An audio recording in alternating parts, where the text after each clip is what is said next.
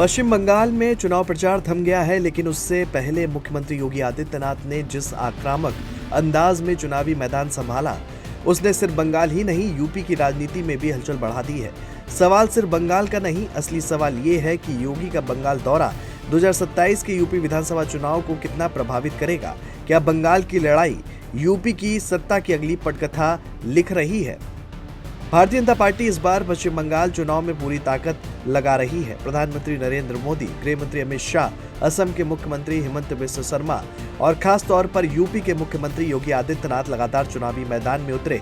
लेकिन सबसे ज्यादा चर्चा योगी आदित्यनाथ के आक्रामक प्रचार की रही।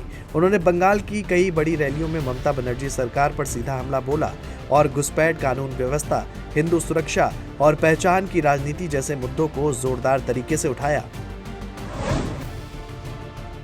बता दें कि सीएम योगी ने अपने भाषणों में बार बार कहा कि जहां बीजेपी की सरकार आती है वहां कानून का राज होता है और अपराधियों के लिए कोई जगह नहीं होती। उन्होंने बांग्लादेशी घुसपैठ और तुष्टीकरण की राजनीति पर भी ममता सरकार को जमकर घेरा। बंगाल में उनका ये तेवर सिर्फ चुनावी भाषण नहीं बल्कि बीजेपी के कोर वोटर को सीधा संदेश माना जा रहा है। अब प्रचार थम गया है, तब सबसे बड़ा सवाल यही है कि योगी के इस पूरे बंगाल दौरे का असर यूपी में कितना दिखेगा।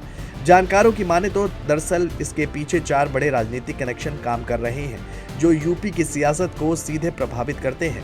पहला कनेक्शन है, अगर पश्चिम बंगाल में बीजेपी मजबूत प्रदर्शन करती है तो इसका सीधा असर यूपी बीजेपी के कार्यकर्ताओं पर पड़ेगा। 2024 लोकसभा चुनाव के बाद यूपी में जो राजनीतिक दबाव और मनोवैज्ञानिक असर बना था, उसे कम करने में बंगाल का प्रदर्शन मदद करेगा। 2027 विधानसभा चुनाव के लिए संगठन को नई ऊर्जा, नया आत्मविश्वास और नया नैरेटिव मिलेगा। बीजेपी इसे एक बड़े मनोबल के रूप में पेश करेगी। योगी ने बंगाल में सिर्फ प्रचार नहीं किया बल्कि अपनी राष्ट्रीय राजनीतिक पहचान को और मजबूत किया है।